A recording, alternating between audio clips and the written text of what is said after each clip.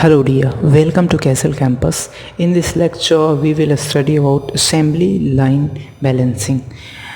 तो चलिए स्टार्ट करते हैं। इस चैप्टर में हमें ये चीज़ पढ़ना है कि जहाँ पे प्रोडक्शन का वर्क स्टेशन है या फिर डिफरेंट टास्क हो रहे हैं अलग अलग मशीन्स पे, तो उसमें टाइम्स का मिनिमाइजेशन या फिर यूटिलाइजेशन किस तरीके से हो ताकि हमारी प्रोडक्टिविटी जो हो वो ऑप्टिमम लेवल तक हो सके और हमारा आइडियल टाइम है वो मैक्सिमम लेवल तक जितना तक रिड्यूस हो सकता है और रिड्यूस हो सके।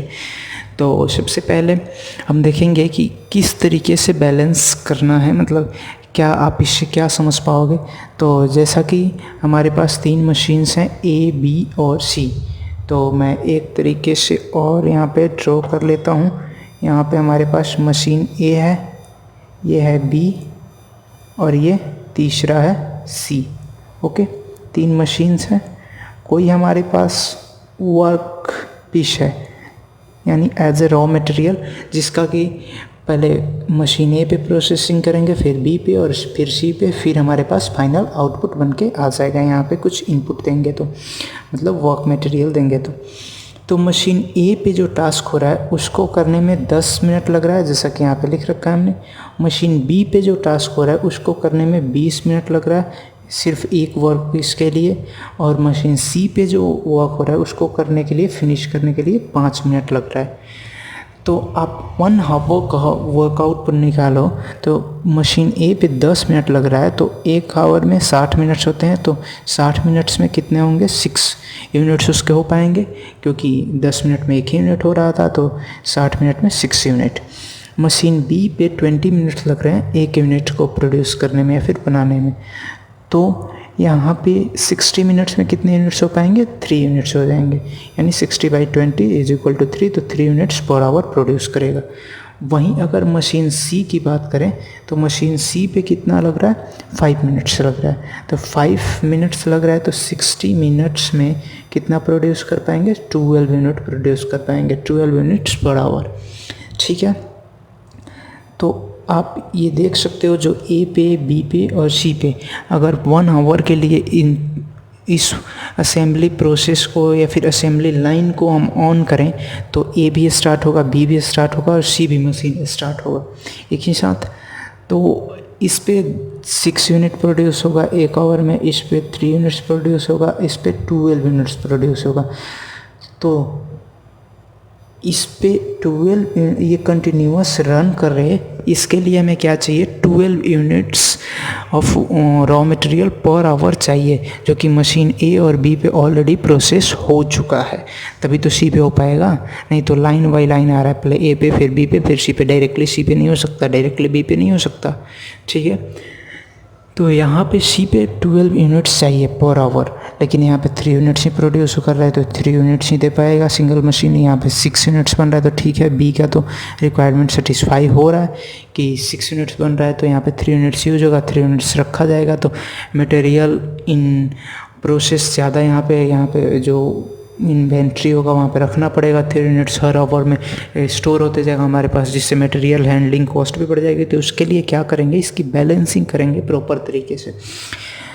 तो जो सबसे ज़्यादा है यानी ज़्यादा प्रोड्यूस कर रहा है उसको पकड़ लेंगे। सी वाला कितना यूनिट्स प्रोड्यूस कर रहा है, 12 यूनिट्स पर आवर। तो हम क्या करें कि ए पे, बी पे और सी पे तीनों पे 12 यूनिट्स हो, तो इस पे तो ऑलरेडी 12 यूनिट्स पर आवर हो रहा है। ठीक है, और इस पे भी 12 यूनिट्स पर आवर और इस पे भी 12 यूनिट्स पर आवर। ठीक, तो ए पे 12 यूनिट्स पर आवर करने के लिए आपको पता है एक मशीन 1 घंटे में कितने प्रोड्यूस कर रहा है, 6 यूनिट्स, तो एक और मशीन इसके पैरेलल में ऐड कर देंगे, तो ये 6 + 6 कितना, 12 यूनिट्स पर आवर हमारे पास मशीन ए से प्रोसेसिंग होके जो वर्क मटेरियल है वो आने लगेगा। तो ये 6 करेगा, ये 6 करेगा, तो 12 यूनिट्स यहाँ पे सेटिस्फाई हो गया। अब बचा हमारे पास मशीन बी, ये कितना बना रहा है, 3 यूनिट्स बना रहा है 1 आवर में। तो हमें कितने मशीन्स की ज़रूरत पड़ेगी, 12 यूनिट्स बनाने के लिए 4 मशीन्स की ज़रूरत पड़ेगी। तो एक तो हमारे पास ऑलरेडी है और 3 इसके पैरेलल में मशीन बी का एडिशन कर देंगे जैसा हमने कर रखा है। तो हर मशीन 3 यूनिट्स बनाएगी एक घंटा में, तो ये 3 मिलकर कितना 12 यूनिट्स हो जाएगा।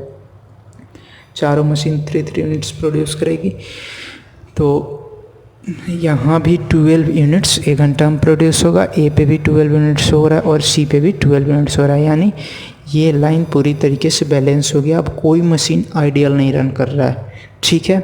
और जो यहाँ पे रखना पड़ रहा था, यहाँ से मानो कि इन्वेंट्री ला के 3 यूनिट्स रखना पड़ रहा था, 3 यूनिट्स पे यहाँ पे प्रोसेसिंग हो रहा था एक घंटे में, तो वो भी नहीं करना पड़ेगा, 12 यूनिट्स निकलेगा और एक घंटा में 3 यूनिट्स करके 12 यूनिट का प्रोसेसिंग हो जाएगा। फिर यहाँ से 12 यूनिट आएगा और यहाँ पे सी पे एक घंटा में 12 यूनिट्स का प्रोसेसिंग हो जाएगा। तो मटेरियल हैंडलिंग कॉस्ट भी हमारे पास कम करना पड़ा, तो मटेरियल हैंडलिंग कॉस्ट भी कम लगेगी, ठीक है। तो इन्वेंट्री भी कम रहेगा इन प्रोसेस में। और इसमें क्या करते हैं, यहाँ पे ए बी और सी पे जो वर्किंग प्रोसेस है, यहाँ पे मतलब ग्राइंडिंग हो रहा है या फिर ड्रिलिंग हो रहा है, इससे हमें मतलब नहीं है, क्या हो रहा है उससे मतलब नहीं है, टाइम कितना लग रहा है उसको बैलेंस करना है। तो वहीं मैंने ऑलरेडी यहाँ पे लिख के दिया है कि वर्क इन प्रोग्रेस, इसको हम कंसीडर नहीं करेंगे, ठीक है। इसको 0 लेंगे और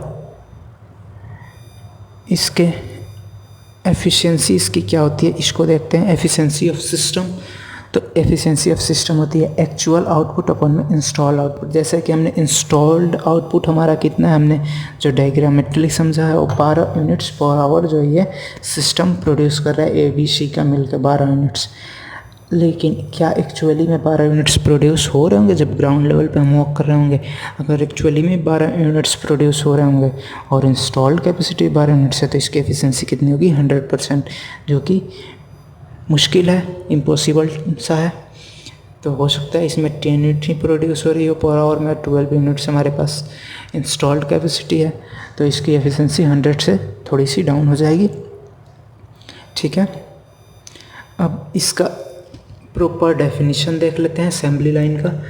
तो the aim of assembly line is to divide total work content, मतलब जो टोटल वर्क कंटेंट है जिसको TWC बोल रहे हैं, तो उसको ये डिवाइड कर देता है इनटू डिफरेंट वर्क स्टेशंस में। मतलब ABC टाइप के मशीन से एक वर्क स्टेशन में, ए टाइप की मशीन, बी टाइप की मशीन दूसरे वर्क स्टेशन में, सी टाइप की मशीन तीसरे वर्क स्टेशन में, और तीनों को मिलाकर टोटल हमारा वर्क कंटेंट हो गया। कितना हमें वर्क कंटेंट करना पड़ा, तो ये क्या करता है, असेंबली लाइन वर्क स्टेशन में डिवाइड करता है और उनको बैलेंस करता है, ठीक है। In such a manner that ideal time is minimised and utilisation is optimum. जो आइडियल टाइम है एक वर्क स्टेशन का in comparison to the other work station taking maximum time, तो वो मिनिमाइज करेगा आइडियल टाइम और यूटिलाइजेशन इंक्रीज करेगा, ठीक है। कुछ इसके एडवांटेजेस देख लेते हैं, क्या क्या इसके एडवांटेज है। जैसे हमारे पास 6 पॉइंट है।